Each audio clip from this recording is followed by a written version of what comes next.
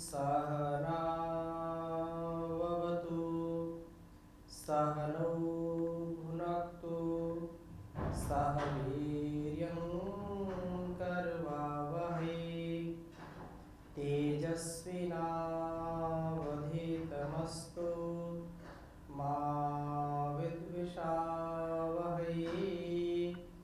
ओम शांति शांति शांति। वैदिक जीवन पद्धति की इस कक्षा में आप सभी का हार्दिक स्वागत है, अभिनंदन है। वेदों अक्षो धर्ममूलम, वेद सब सत्य विद्याओं का पुस्तक। वेद का पढ़ना पढ़ाना, सुनना सुनाना तथा अपने आचरण में लाना हम सभी श्रेष्ठ जनों का परम कर्तव्य है।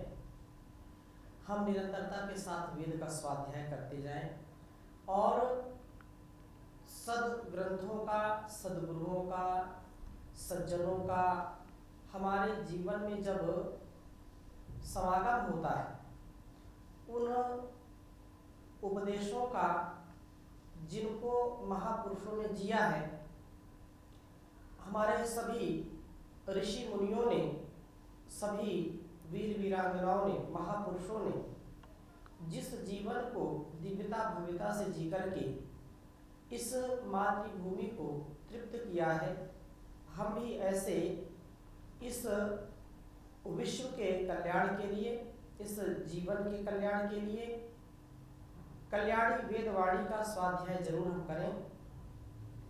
इसका स्वाध्याय करने से, इसका आलम्बन लेने से हम कभी भी दुरित को प्राप्त नहीं होंगे, दुर्गुणों को प्राप्त नहीं होंगे, सदा सर्वदा उत्थान की ओर आगे बढ़ते जाएंगे।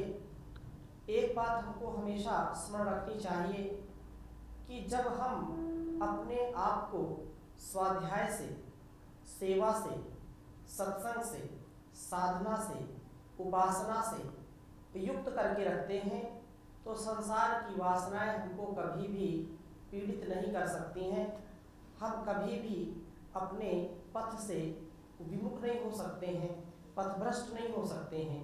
हमारा पथ सुपथ जो निरंतरता से हमारी उन्नति के लिए, आत्मोन्नति से विश्व उन्नति के इस पावन पथ पर, इस राजमार्ग पर, अध्यात्म के मार्ग पर हमको अग्रसर होना चाहिए और उसके लिए हमको स्वाध्याय बहुत आवश्यक है, इसको जरूर हमको करना चाहिए। तो ऋग्वेद के छठे मंडल का स्वाध्याय हम कर रहे हैं और छठे मंडल के स्वाध्याय में यह सूक्त जो निरंतरता से हम आगे बढ़ते जा रहे हैं, 72वां 73वां जो सूक्त है, इस मंत्रों का हम स्वाध्याय करेंगे तो निसंदेह हमारे जीवन का अतिशय कल्याण होगा। इन सूक्तों का, इन मंत्रों का स्वाध्याय हमारे लिए अत्यंत कल्याणकारी है। तो प्रथम वेद मंत्र लिखता हूँ, फिर चर्चा करूँगा आगे। धाम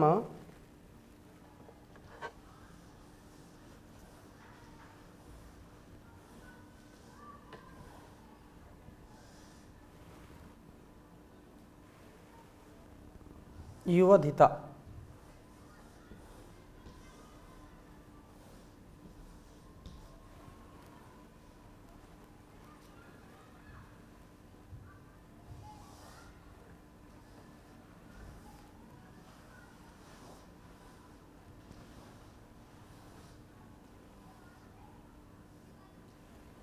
युवधिता मिनंती।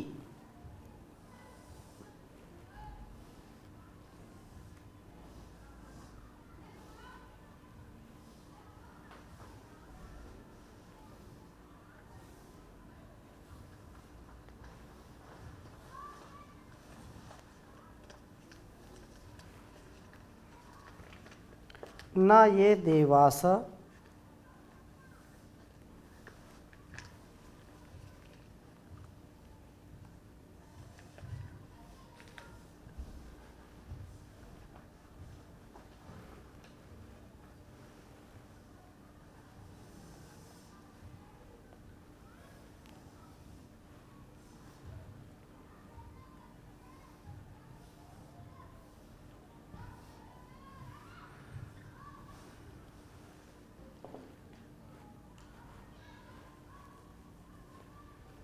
ओहसा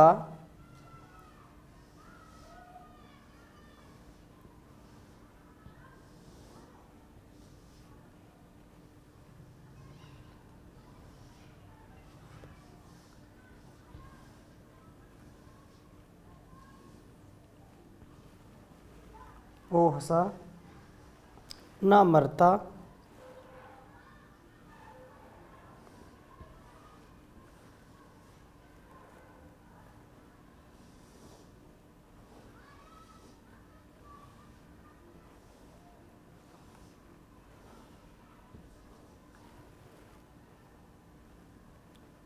अयज्ज साचो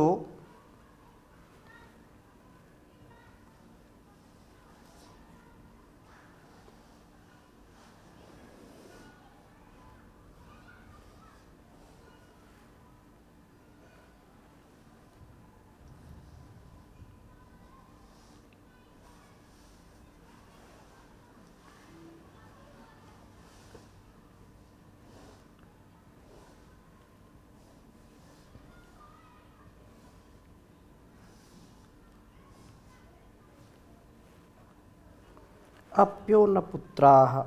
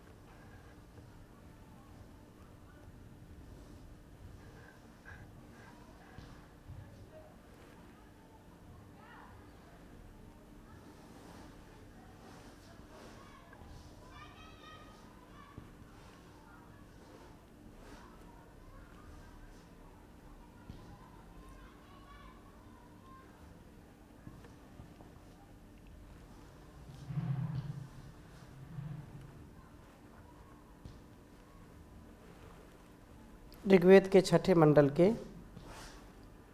67वें सूक्त का यह 9वां मंत्र है।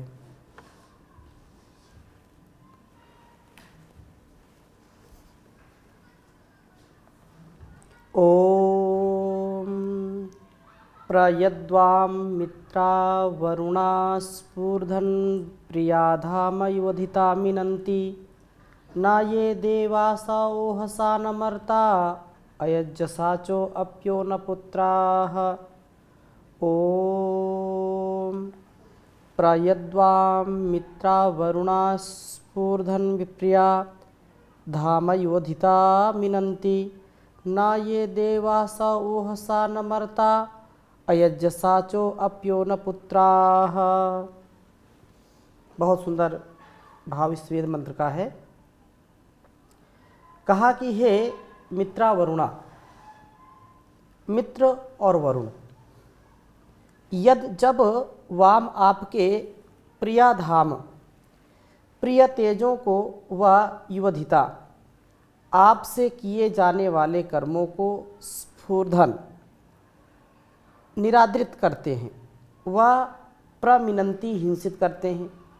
अर्थात जब स्नेह व निर्द्वेषता से उत्पन्न होने वाले तेज को ये महत्व नहीं देते और जब स्नेह और निर्द्वेषता से युक्त होकर के कर्म नहीं करते तो इनका जीवन ऐसा हो जाता है कि ये ना देवासः देववृत्ति के नहीं बन पाते हैं और ये वे मर्ता मनुष्य होते हैं जो अयज्ञ साचा यज्ञों का सेवन न करते हुए ओहसाना वहन साधनेन स्तोत्रेण लक्ष्य स्थान पर ले जाने वाले स्तोत्र से युक्त नहीं होते।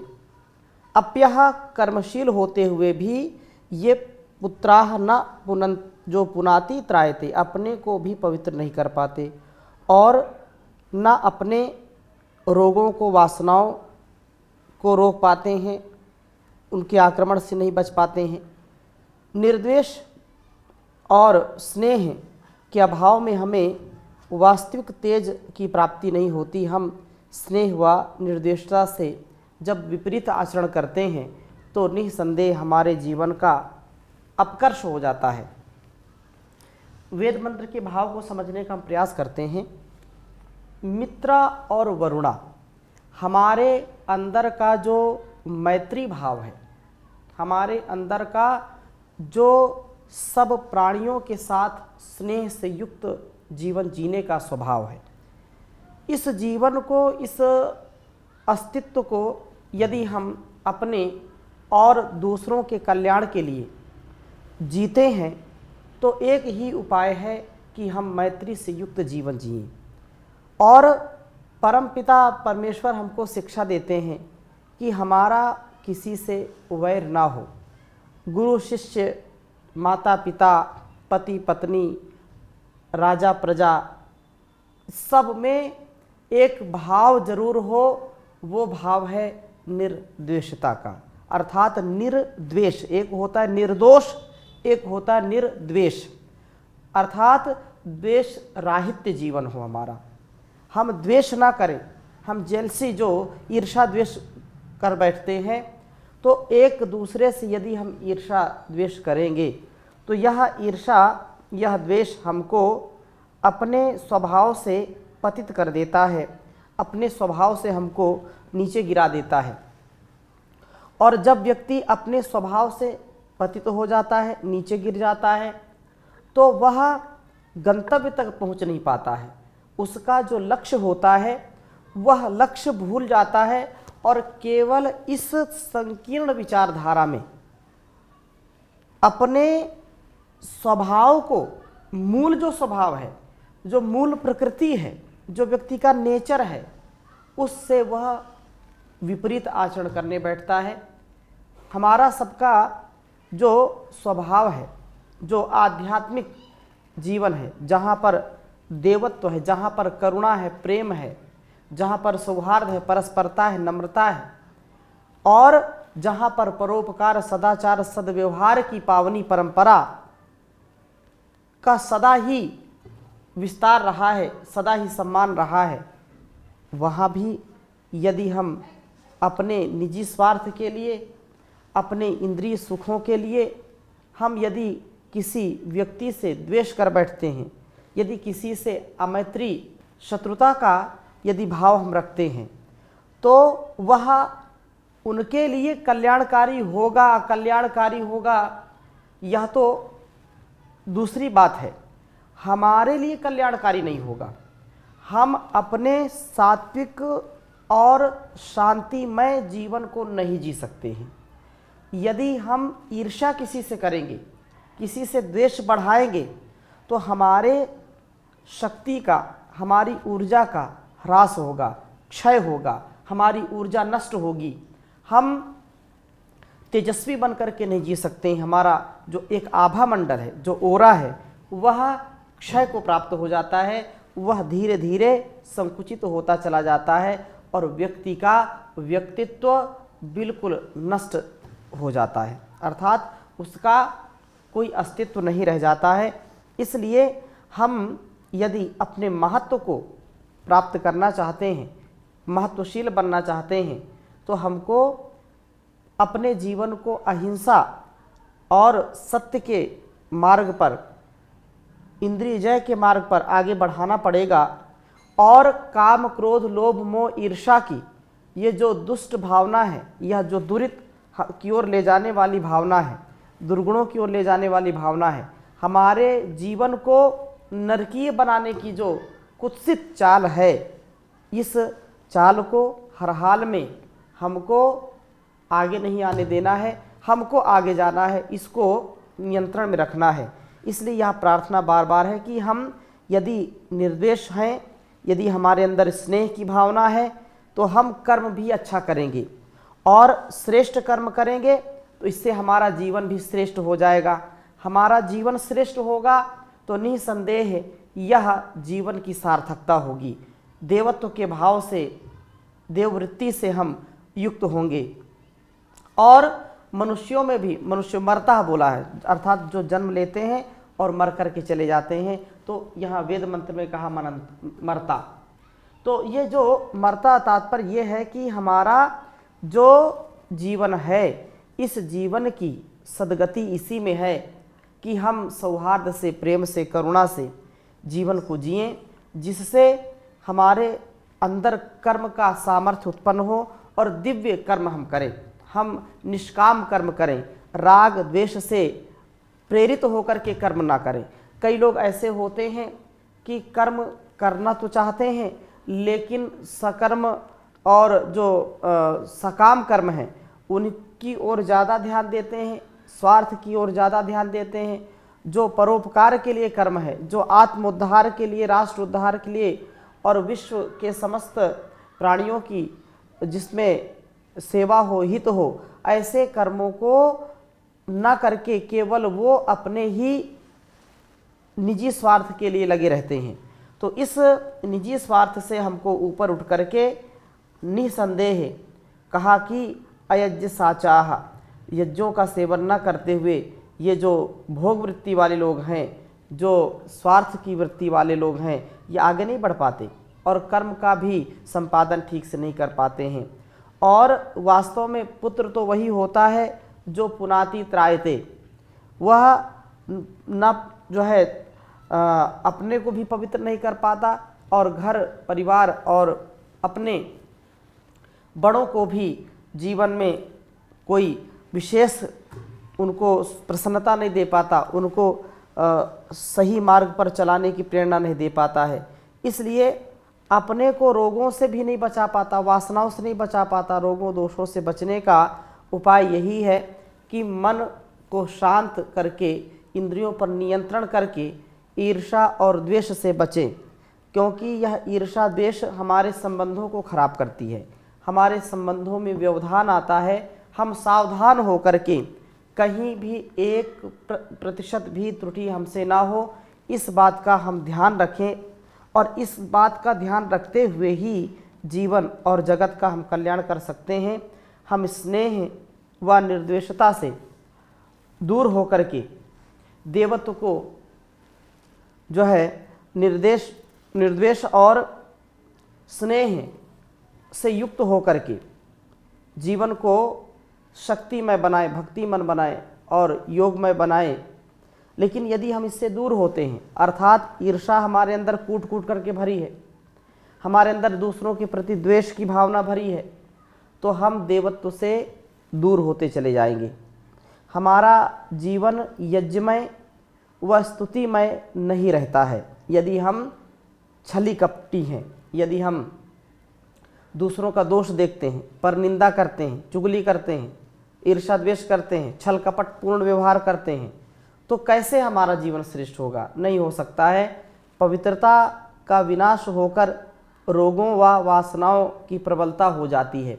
जब हमारे अंदर का मैत्री भाव बिगड़ जाता है, मित्रता का भाव नहीं रहता है और हम ईर्षा का भाव जागृत कर लेते हैं, दूसरों से ईर्षा कर बैठते हैं, तो हमारे अंदर की जो पवित्रता है वो विनाश उसका हो जाएगा, नष्ट हो जाएगी। और जहाँ पवित्रता नहीं है, जहाँ पर शुचिता नहीं है, जहाँ पर अपने जीवन और जगत के कल्याण की पवित्र भावना नहीं है, तो समझ लीजिए वहाँ पर रोग होंगे ही होंगे और कभी उनके अंदर यज्ञशीलता, कल्याणकारी भावना नहीं आती है। हम कल्याणकारी भावना से ओतप्रोत हों, अपने जीवन और जगत के कल्याण की भावना हमारे अंदर होनी चाहिए। तो हम स्नेह और निर्देशता के महत्व को समझें, इन्हीं से हमें तेजस्विता, दिव्यता, स्तुति की वृत्ति, भक्ति, शक्ति मिलेगी, यज्ञशीलता और पवित्रता की प्राप्ति होगी और कोई दूसरा उपाय नहीं है। हम दिव्य ज्ञान का पान करें और प्रभु की भक्ति करें। प्रभु की भक्ति से ही हमारे और इस संसार के सभी लोगों का कल्याण होने वाला है। इसलिए भगवान का हम गुणगान करें। पथिक जी ने बहुत सुंदर बात कही है कि जो व्यक्ति निराभिमानी होता है, निरहंकारी होता है, और प्रभु के प्रति जो कृतज्ञ रहता है, कल्याणी वेदवाणी का जो सदा मान रखता है, सम्मान रखता है, अर्थात वेदानुकूल आचरण करता है, विधि और निषेध का ध्यान रखते हुए वो सतत इस कार्य को करता रहता है, तो ऐसा व्यक्ति कभी धोखा नहीं खाता। वो स्वयं भी इतना तेजस्वी होता है और उसकी सन्निधि में जो लोग आते हैं वो भी तेजस्वी हो जाते हैं। इसलिए कहा है, जिस आदमी का सर झुके भगवान के आगे, सारी दुनिया झुकती उस इंसान के आगे। जिस आदमी का सर झुके भगवान के आगे, सारी दुनिया झुकती है उस इंसान के आगे। खुले आकाश में उड़ती पतंगे साथ में डोरी, मगर क्या डर उसे जिसकी प्रभु के साथ में डोरी। प्रभु के हाथ में डोरी, प्रभु के साथ में डोरी।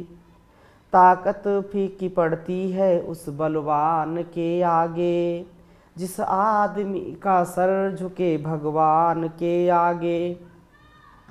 सारी दुनिया झुकती है उस इंसान के आगे। बड़े से भी बड़ा संकट उसे फिसला नहीं सकता, मुसीबत के दिनों में वह कभी घबरा नहीं सकता। बड़े से भी बड़ा संकट उसे फिसला नहीं सकता, मुसीबत के दिनों में वह कभी घबरा नहीं सकता। उसको ठहरा पाओगे हर तूफान के आगे, उसको ठहरा पाओगे हर तूफान के आगे। सारी दुनिया झुकती है उस इंसान के आगे। बसे वह देवता बनकर जमाने के ख्यालों में, उसी के नाम की चर्चा अंधेरों में उजालों में। बसे वह देवता बनकर जमाने के ख्यालों में, उसी के नाम की चर्चा अंधेरों में उजालों में। सूरज भी क्या चमकेगा उसकी शान के आगे, जिस आदमी का सर झुके भगवान के आगे। सारी दुनिया झुकती है उस इंसान के आगे। सारे इम्तिहानों में हमेशा पास होता है, पथिक जीवन की राहों में कभी ना उदास होता है। मंजिल खुद आ जाती है उस मेहमान के आगे, मंजिल खुद आ जाती है उस मेहमान के आगे। जिस आदमी का सर झुके भगवान के आगे, सारी दुनिया झुकती है उस इंसान के आगे, उस इंसान के आगे जी, उस इंसान के आगे। तो हम जब किसी व्यक्ति से ईर्ष्या द्वेष नहीं रखेंगे और सदा प्रेम से उसको उबारने का प्रयास करेंगे। प्रेम में बड़ी शक्ति है, स्नेह में बड़ी शक्ति है। क्रोध से, लोभ से या छल कपट से, बलपूर्वक, छलपूर्वक किसी को हम अपना नहीं बना सकते हैं, किसी के हृदय में अपना सम्मान नहीं ठहरा सकते हैं, जब तक कि उस व्यक्ति का उस संसार के जो दिव्य भव्य जीवन जीने वाले व्यक्ति के प्रति श्रद्धा से युक्त ना हो। श्रद्धा से युक्त होगा तभी उसका और उसके परिवार का कल्याण होगा।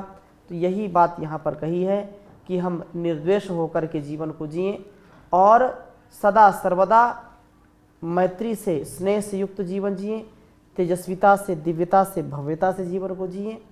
और इसी बात को 10वें मंत्र में भी कहा है कि वि यद वाचम किस्तासो भरन्ते शंसन्ति, ये चिन्निविदो मानानाः आद्वाम ब्रवाम सत्यान्युक्ता नकिर्देवे भी यतयथो महित्वा। अर्थात जब मेधावी उद्गाता स्तुति वाणी को विभरन्ते विशेष रूप से धारण करते हैं और केचित कई मनानाह मननशील मनुष्य या मननशील पुरुष जो है निविदः निश्चयात्मक ज्ञान को देने वाली वेदवाणी का संसन करते हैं, तब वह वाम हे मित्र वरुण आपके ही सत्यानि उक्था सत्य स्तोत्रों को उच्चरित करते हैं। वस्तुतः स्नेह और निर्द्वेष जीवन धारण ही उन मेधावी उद्गाताओं की स्तुति प्रवृत्ति और मननशील पुरुषों को इन ज्ञान वाणियों से युक्त करता है, योग्य बनाता है। हे मित्र और वरुण, आप अपनी महिमा से अन्य दिव्य गुणों के साथ न कि ही यतथा नहीं जाते हो, अर्थात सब दिव्य गुणों से आपकी महिमा अधिक है। वस्तुतः स्नेह और निर्देशता के भाव ही अन्य दिव्य गुणों को जन्म देते हैं। इनके अभाव में किसी भी दिव्य गुण का होना संभव नहीं हो सकता है। हम मननशील बने, जानवाणियों का सेवन करें और प्रेम से, स्नेह से, द्वेष रहित, ईर्ष्या रहित जीवन को जिए, यही शुभकामनाएं। ओम शांति शांति शांति।